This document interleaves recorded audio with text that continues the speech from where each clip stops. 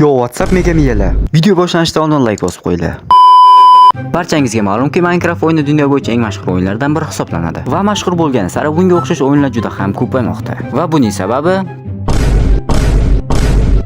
Minecraft Play Marketda pulli, buni hamma ham sotib ola olmaydi. O'shaning uchun Minecraftga o'xshagan o'yinlarni skachat qilishadi va Minecraftga o'xshagan o'yinlar yanada ko'payib boraveradi. Bugun biz shu Minecraftga o'xshagan top 3 ta o'yinlar haqida gaplashamiz. Qanunda videoga ketdi. Stop. Bolalar, men sizlarga Futbol.uz kanalini tavsiya beraman, chunki bu kanalda futbol bo'yicha eng so'nggi yangiliklarni ko'rib borishingiz mumkin. Oramizda futbol fanatlari juda ham ko'p bo'lsa kerak menimcha. Obunachilar atik 29 ta ekan, kelinglar shunga 100 ta obunachi to'plashga yordam beramiz. Kanal silkasi описаниеda. Agarda obuna bo'lmasanglar, otib tashlayman. Bizning top 3-o'rnimizda Minecraft o'yini. Nima ismi g'alati? O'yin haqida sizlarga ma'lumot berib o'tadigan bo'lsam, bu o'yin Minecraftni ko'tara olmaydigan kuchsiz telefonlar uchun, chunki nomidan mini deb esib turibdi. Mini degani bu inglizchadan mitti degan ma'noni anglatadi, ya'ni kichkina. Bu esa kuchsiz telefonlar uchun ayni muddao. Ko'rib turganlaringdek, o'yinning xotira hajmi atigi 27 megabayt. Bu kuchsiz telefonlar uchun degan gapimni isboti. Versiyaga keladigan bo'lsak, atigi sizning telefoningiz 1.3 versiyadan yuqori bo'lishi shart. O'yin chiqarilgan sanasi 21-dekabr 2021-yil. O'yin chiqqaniga uncha ko'p vaqt bo'lmadi, lekin yaxshi natijaga erishgan. Bu o'yindagi oxirgi yangilanish 7-mart 2023-yil bo'lgan va o'yin yuklab boshlash soni esa 5 milliondan ko'proq. Bu o'yin haqida meni fikrim esa, bu o'yin grafikasi prosta loy. Shunchaki rejimlar ham yo'q deyarli. Undan ko'ra oddiy Minecraft o'ynaganinglar yaxshi.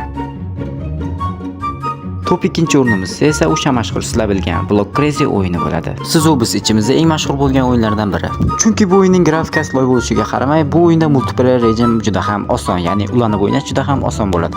Block Crazy xotira hajmi 142 megabayt tashkil etadi. Va sizning smartfoningiz versiyasi 1.3 dan yuqori bo'lishi shart. Menimcha hammaga yuqori bo'lsa kerak. O'yin chiqarilgan sanasi 2023-yilning 10-dekabriga. Hali 1 yil bo'lmadi-ku. What? O'yindagi eng oxirgi yangilanish esa 2024-yilning 21-martida bo'lgan ekan. Voy, Navruz bo'lgan ekan. What? Bu o'yinda esa 5 milliondan ziyod odam yuklab olgan ekan. Qisqacha qilib aytganda, bu o'yinni sizlarga tavsiya beraman. O'rtoqlaring bilan o'ynab o'ynamoqchi bo'lsanglar, bemalol tortishinglar mumkin. Ularni o'ynash uchun juda ham qulay. Nihoyat birinchi o'rindagi o'yinga ham yetib keldik. Bu o'yin o'sha katta shov-shuvlarga sabab bo'lgan o'yin mana shu. O'yin haqida aytadigan bo'lsam, o'yin Minecraft bilan birga bir kopiya. O'yinning xotira hajmi esa 128 megabaytni tashkil etadi. Va o'yinning ishlab chiqarilgan sanasi 2019-yilning 27-mayida, oxirgi yangilanish esa 2024-yilning 7-iyunida amalga oshirilgan ekan. Va o'yinni yuklab olishlar soni 100 million marta.